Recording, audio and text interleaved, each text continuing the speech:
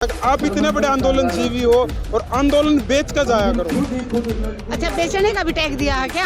लोगों है साक्षी मलिक की माँ हो, दिनेश फोगाट की माँ हो, रिश्ते में क्या लगो, इन पहलवान रिश्ते में क्या लगो। इसका मतलब जिसकी बेटी के साथ बलात्कार होगा वो ही साथ देने आएगा, जिसकी बेटे का बलात्कार होगा वो ही साथ देने आएगा क्या? ये लाखों लोग यहाँ पे आ रहे हैं तो क्या ये सभी इनके माँ है? दिल्ली पुलिस के डंडे भी खाए थे, यहाँ तक कि बलात्कार की धमकी दी थी। तो गुस्सा है, अभी भी है गुस्सा। मैंने ऐसे ही बोला था कि आप महिला होते हुए आपने महिलाओं का अपमान क्यों किया, ये ही आवाज थी मेरी उस टाइम। ना मैंने उनको टच किया, ना मैंने उनको धक्के मारे, ना कोई अपशब्द किया। मैं एक आर्मी ऑफिसर की पत्नी हूँ, अनुशासन जानती हूँ। करनो तो पहले आंदोलन था, उसमें आपने को आंदोलन बेचा। अफसर की वाइफ हो आप, वीरगति ने प्राप्त है, उनकी वाइफ हो आप आंदोलन बेच के अपनी पेंशन 54,000 करवा। जो टैग देने दे ले, जहाँ जहाँ अन्याय होगा वहाँ मैं पहले भी खड़ी रही हूँ, आज भी खड़ी हूँ और आगे भी खड़ी रहूँ। अगर उन्होंने आंदोलन जीवी लगता है, मैं उनको बताना चाहती हूँ, जो टीवी पे चैनल पे बैठ के भोंक रहा था ना, वो एक आदमी बिना दिमाग वाला, छोटी सोच वाला। अगर आज तू टीवी पे बैठ के बोल रहा है ना, तो हमारे पूर्वजों ने आंदोलन किया था तो देश आजाद हुआ था। आज नहीं तो आज भी देश अंग्रेजों का गुलाम होता। अगर हमारे पूर्वज आंदोलन जीवी थे, हमारे अंदर भी उन्हीं का खून है। जहाँ जहाँ अन्याय होगा, जहाँ पीड़ित लोग होंगे, उनकी मदद जरूर करेंगे। अन्याय होगा वहाँ आवाज उठाएंगे। चाहती हूँ कि या तो आप सबूत दिखाएं जहाँ पे मैंने उनको गाली दी हो, या आप सबूत दिखाएं कि मैंने उनको धक्का मारा हो। अगर आपके पास सबूत नहीं है तो मैं आपके ऊपर मानहानि का केस दर्ज कर सकती हूँ। इसलिए आप ध्यान रहे, आपको ये आंदोलन जीवी लगता है तो हम गर्व से कहते हैं कि हम आंदोलन जीवी हैं। राम राम भाई, सर भाई नमस्कार भाई लोग। फिलहाल थारा स्वागत हरियाणा भाई तारा सबका प्यारा सत्यनारायण में। फिलहाल सुदेश गोयल जी मेरे लिया है, जिनके ऊपर स्पेशल डीएनए होया, स्पेशल फोकस मीडिया ने इनके ऊपर करना पड़ गया। क्यों? क्योंकि कितने हक की बात हो तो आगे चली जाए। बोले हाँ भाई हक की तो बात से, अरे क्या होगी तो बैठाई भी जाओगी। और दूसरी शख्सियत त्याग जिन्हें बढ़ा दिया है, अब ये सस्पेंड हो लिए क्यों? ये तो धरना चल रहा ना, पाँच है ये धरना चल रहा है, इसका गिफ्ट मिल गया। बोले हाँ भाई धरने पे जाओ, बोला जाऊंगा जी, बोले जाते सस्पेंड। भाई सब राम राम भाई, नमस्ते। ठीक सो? हाँ बिल्कुल ठीक सा भाई। सस्पेंड हो गए? सस्पेंड हो गए भाई, कोई बात ना। सस्पेंड किए हमने में सस्पेंड कर दिए। अच्छा हाँ। बोले तू के छोड़ कर जा है, हमने तू छोड़ दिया है। छोड़ दिया नहीं, काट दिया। पहलवान तो सारे मारी गए।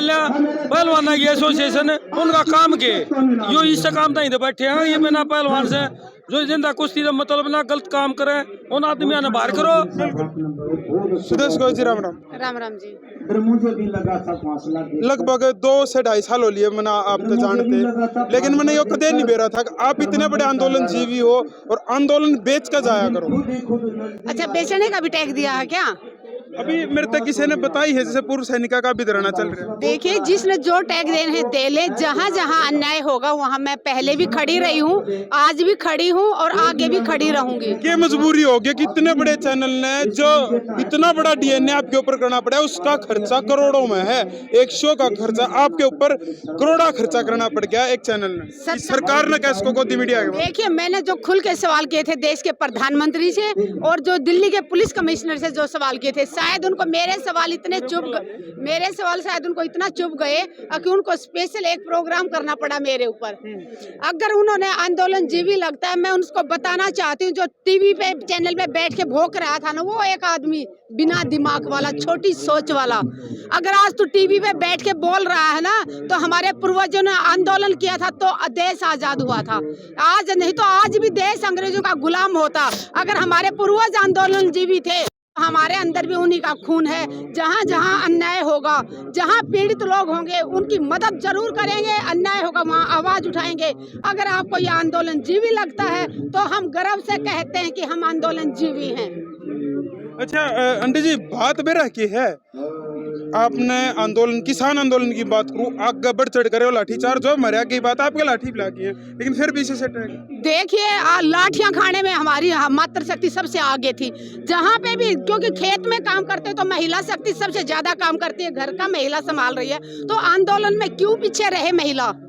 आंदोलन में भी जब भी लाठियां भी बरसी तो महिला, ये नहीं कि लाठियां बरस रही हैं तो सबसे आगे मातृशक्ति मिली होगी, आपने हमेशा देखा होगा। हरियाणा में कहा कर बोले लोग बताइए अपने घर ना अच्छी लाके, घर की इज्जत करना ठीक लाके, अपना घर का काम करा रहा आंदोलन में क्यों हट रहे? जमाना चला गया जब मातृशक्ति को पैर की जुत्ती समझा जाता था और मातृशक्ति को सिर्फ बच्चा पैदा करने की मशीन और झाड़ू पोछा और घर का काम करो। आज हमारी बेटियां जहाज भी चलाते हैं। कल्पना चावला की बात कर लीजिए आप। मैं ये कहूंगी कि बेटियों को जितना पढ़ाओगे लिखाओगे उतना बेटी देश का और अपने राज्य का पूरा नाम रोशन करेंगी। माँ बाप का तो करती हैं, साथ में देश का नाम भी रोशन करती है। लेकिन देश की बेटी नाम रोशन करने वाली दो बेटी तो आड़े बैठे, साता ने टोटल शिकायत दे रखी, उनका तो फैसला आज हो नहीं रहा। आम आदमी के ऊपर को झूठा भी नुका देना, यह बात न्यू है, मिनट में जेल में बैठा पाया करे। लेकिन आज पूरा देश विरोध में रहा, फिर भी जेल तो छोड़ो, पूछताछ खातिर टेंशन नहीं बुला लिया मानस। देखिए टाइम जरूर लगेगा, लेकिन आरोपी को सलाखों के पीछे नहीं चला जाएगा, तब तक धरना जारी रहेगा। सरकार का मैं कहूंगी कि सरकार में बैठा अगर वो दूसरी किसी पार्टी से जुड़ा होता कब तक गिरफ्तार कर लिया गया होता। प्रधानमंत्री जी से यही कहना चाहूंगी कि ये जो खिलाड़ी बैठे हुए हैं ये पूरे देश के खिलाड़ी है और पूरा देश आज इनके साथ खड़ा हुआ है। जब तक इन बेटियों को न्याय नहीं मिल जाता, आरोपी को सलाखों के पीछे नहीं चला भेज देते, तब तक आंदोलन जारी रहेगा। अच्छा एक बात बताओ, आपके ऊपर जो आरोप लगाए हैं या फिर जिस हिसाब आप बैठे रहो नुको है, साक्षी मलिक की माँ हो, दिनेश फोगाट की माँ हो, रिश्ते में क्या लगो, इन पहलवान रिश्ते में क्या लगो? जरूरी नहीं कि आप खिलाड़ी की माँ हो, जरूरी नहीं कि आप खिलाड़ी के रिश्तेदार हो।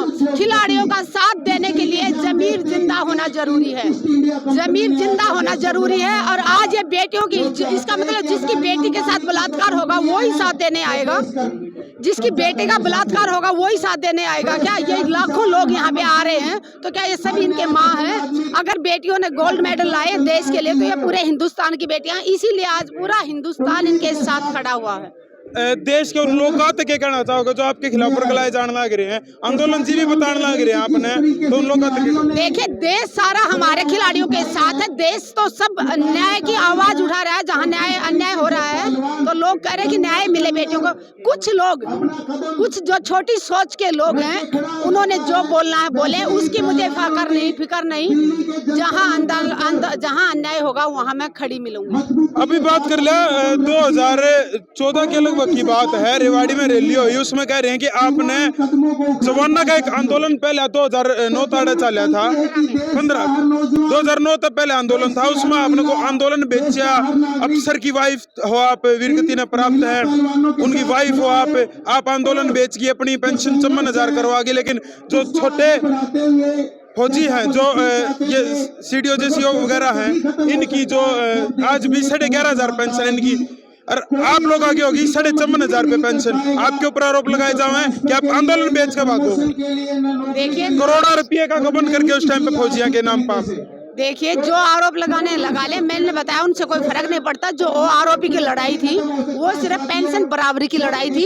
जी कि एक सिपाही 17 साल नौकरी करके आता तो आज की तारीख में जो पेंशन ले रहा है, पुराने सिपाही उनको भी उसके बराबर पेंशन मिले।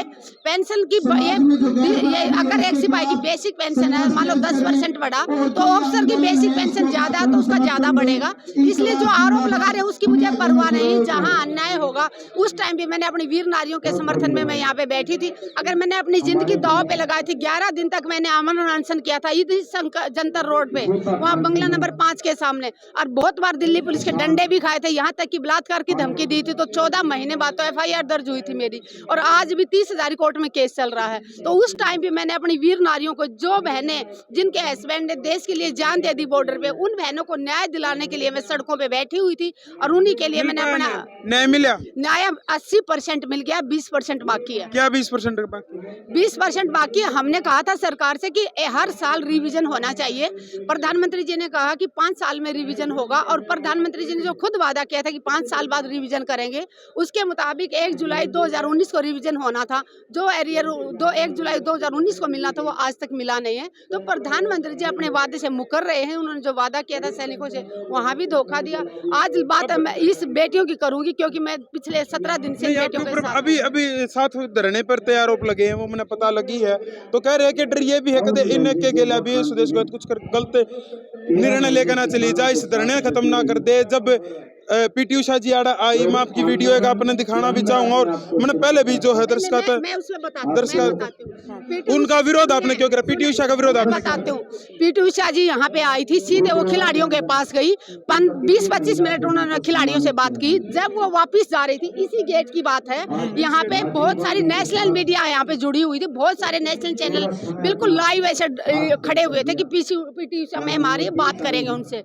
बहुत सारी पुलिस वहाँ पे थी। मैंने उनसे 3 सवाल किए थे। सबसे पहला सवाल था कि आप जब मेडल लाए थे देश के लिए तो पूरे देश ने आपका बहुत सम्मान किया था।